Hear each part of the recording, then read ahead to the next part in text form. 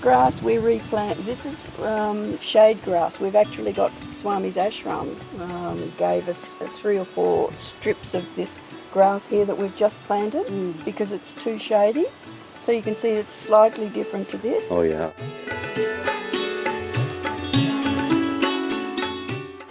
But the workers begged us, could they come and live here? So we converted them into houses and built them a bathroom. Sai Ram. Sai Ram, Sai Ram.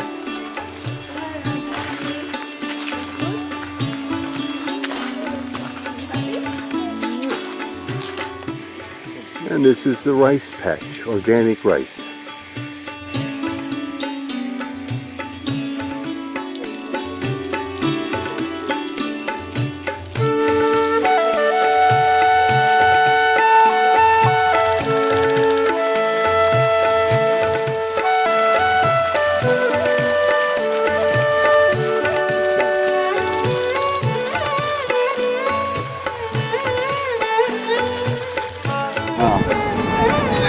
Wow.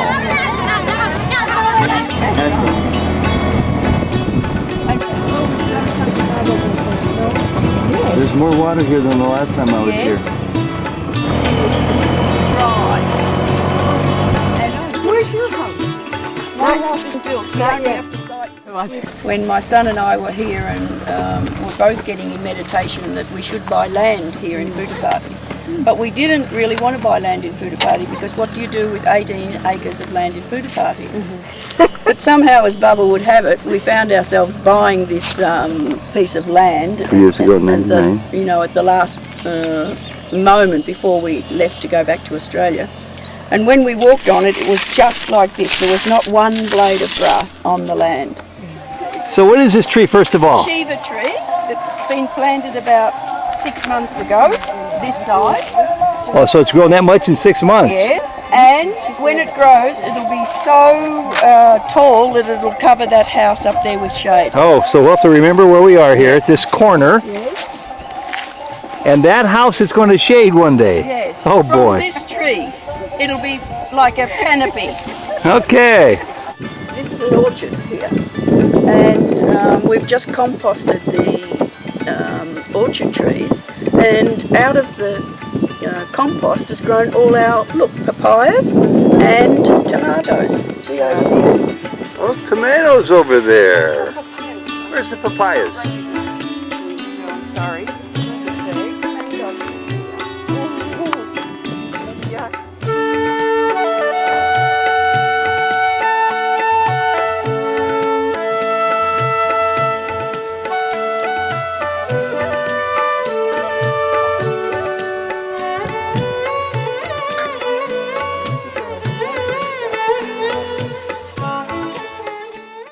Changing, it comes up here, you got beautiful sunrise. Look at that orange tree. I don't know what that is, but for water heating? Water heating, yes. This is the hot water? Oh, there's the hot. This is the cold water. Oh, okay. Swami he's behind this entire project, there's no doubt about that. You're right behind the West Gate. You're right behind Prasanthi Nilayam, the ashram. But you find that you don't have to go for personal physical darshan as much today as you once felt you did. Absolutely, because I've also come to understand that Swami is here in physical form to teach us about our physical form. And he has a presence about him that we have to take into our very selves so that we can, in fact, make our life our message, just as he's making his life his message. There is no words to describe it any longer. I don't, I feel like almost tongue-tied as to what to say, because here you're in silence, and the silence, it vibrates with everything. You can feel the energy here. The silence of Ananda. Across from the far side of Sai Baba's ashram in Puttaparthi, India, an 18-acre abode of bliss, Ananda Farm. A sanctuary, a retreat center for those seeking quiet. Started in 1999 by Joan McIntosh of Australia, This project was blessed by Sai Baba in an interview on January 6, 2003. What follows is the story of the evolution of Ananda from a permaculture project to a sustainable forest to a preserve for peace and reflection. Welcome to Souljourns. These interviews were recorded in 2002, 2005, and 2010. Joan McIntosh, it's a pleasure to be here again. It's a breezy, sunny, spectacular day behind the ashram in Puttaparthi, India. The chronology is what I'm interested in. Just a brief overview of how the thought came to you when you came to India, and over the years, how Ananda, this beautiful place of bliss, has evolved to the present state it's in today. Well, that's a question and a half, actually, Well, Ted. one question. How it all began was actually with my son Paul. He was meditating in the inner Mandir in early 1999, and he kept getting this thought coming into his mind that we needed to buy land. But he wasn't getting any support for this because we felt, what was the point of buying land in Puttaparthi? And somehow or other, I guess because it was meant to be, because here we are today,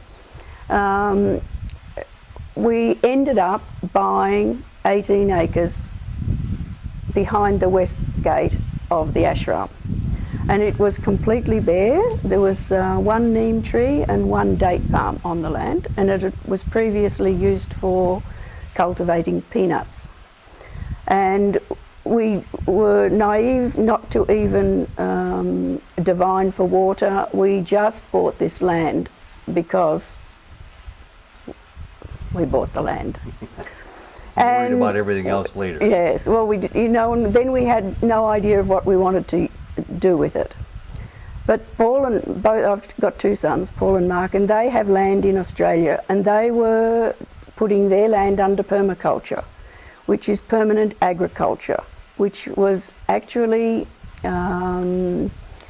created in Australia by a man called Bill Mollison, who was the father of permaculture.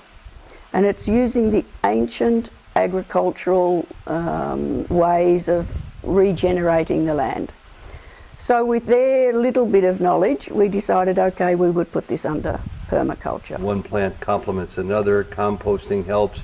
Cultivating a little troughs for rainwater and fall off to fertilize and water everything. That's it. It all works. That's it. And so as a result of that, you're changing the eco-climate of the land. So when we used to be out here in the early days, it was, you remember, it was so hot and barren and uncomfortable and frustrating and all sorts of things that go with the beginning of any new project. But slowly we persevered year in, year out, and I can only now say in hindsight that although it was in some ways one of the most difficult experiences I've ever had, it's turned out to be like the pearl, because it taught me so many things.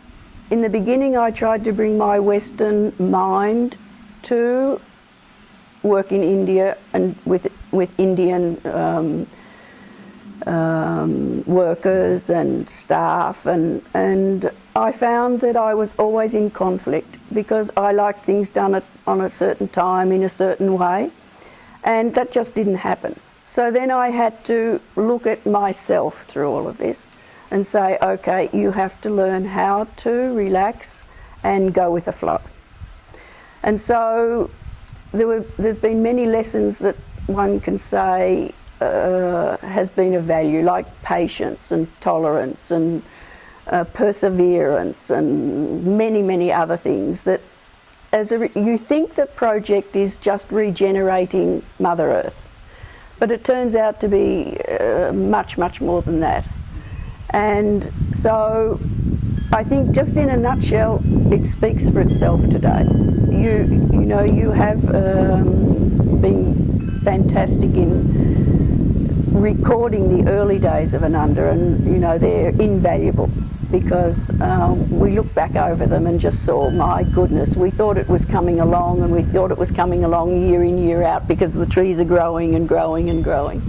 And now when you look around, we've reached the stage where it's absolutely and utterly bliss. It's just a blissful place to work. And I've just moved out here in the last 12 months. Before, I was living in Puttaparthi, going to darshan twice a day. And now I find that the call to darshan is not so great, because the bliss is here. We play the Vedas every morning, and the Gayatri and bhajans, and that brings up a certain energy. We have very stable workers that have been loyal to Ananda over the years. Jelani, for example, has been here for 10 years since the beginning of the project, and he's a wonderful manager. We've got some of our staff who have been here for the same length of time. In the early days, we used to have between 20 and 30 workers a day, which in itself was quite like a nightmare to manage, I must say. Whereas now we have 9 workers who we're more at maintenance, I would say. So the last year, we've reached a stage where we can maintain everything with a minimum staff. This place had a couple of trees and bushes, as you described when you bought it. How many does it have now? I would have no idea, but I'd say sometimes I'm told there's 70,000 trees, sometimes I'm told there's 80,000 trees. So let's say somewhere between 60 and 80,000 trees. And in addition to the trees, there are all sorts of flowering bushes, fruit trees, plants. You had a worm farm going for a while, Still maybe you have. still do. And so it's really a veritable paradise. I don't mean to overuse that word, but it's a self-sustaining entity, really carved out of nothing but an old peanut grove. And what about the water to sustain it all? Because isn't this still part of the desert out here?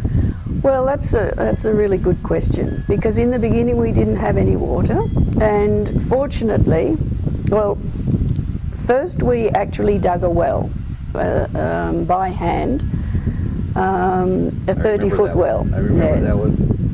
And it turned out to be not usable. Unless this lake here is full, then there's no water in the well. So then we had to, and we used a geologist for that, and the geologist didn't somehow manage to get the, well, I don't know what happened, anyway, it doesn't work. So then we got a water diviner who was a local person who used his skills, and we found 3 bore points. We've actually bored for 5 times for water. 2 of them failed, and 3 have worked. The original bore is up here. Show it to us. And we use that for our fodder for our animals, and for rice crops and things like that. And then just over here we have 2 other points, and those 2 bores in fact provide enough water to sustain Ananda. And on these 18 acres, how many freestanding structures such as this beautiful house do you have here? Well, this is actually a simple house. The veranda makes it look like it's quite something, but it's actually 2 simple rooms and 1 room at the top we can have a look at later. But the verandas make it look much more impressive than it actually is. We have 2 other guest spaces. Then Maria, who works here from Australia and manages the gardens and does a magnificent job. And that's just one of the things that she does.